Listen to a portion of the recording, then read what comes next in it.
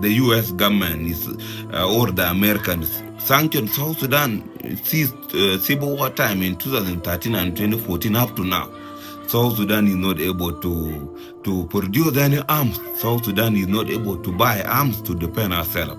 South Sudan is not even able to manufacture simple copper bullets. South Sudan does not produce anything. Since U.S. sanctioned South Sudan, sometimes maybe South Sudan smuggled weapons, or they just buy from the black market, which is not nice because the license for South Sudan to buy it weapon in a free environment in the international market, they have been sanctioned by the U.S. due to 2013 civil war. So now we urge the U.S. government to lift the sanction against South Sudan, so that South Sudan can manage to protect ourselves, because now you have seen most of the neighbors, most of the East African countries have been encouraging our country. They have been taking our land, because in the past we never had land disputes in the southern parts of the country.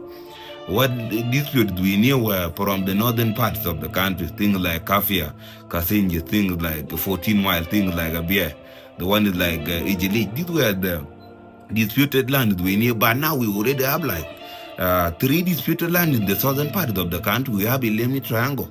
Yeah, the Kenyans have taken it. We have Magui County, the huge plantation of the Ugandans there in Eastern Equatoria, and now Kejikeji, where the Kalachias had occurred recently in 1 week ago.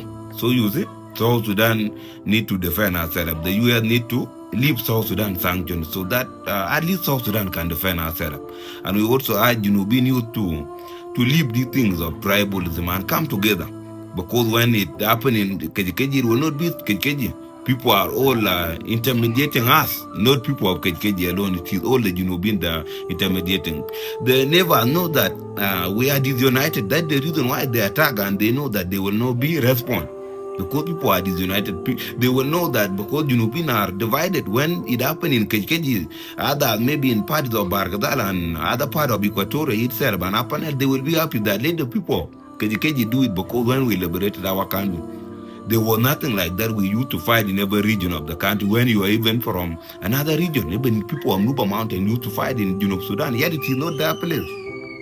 So we urge the U.S. government to leave the sanctions, the armed embargo against South Sudan. But they should leave those things, maybe those sanctions against the government officials. We don't have a problem with that, but at least that sanction should be lifted. The sanction of armed embargo against South Sudan, because South Sudan need to defend ourselves.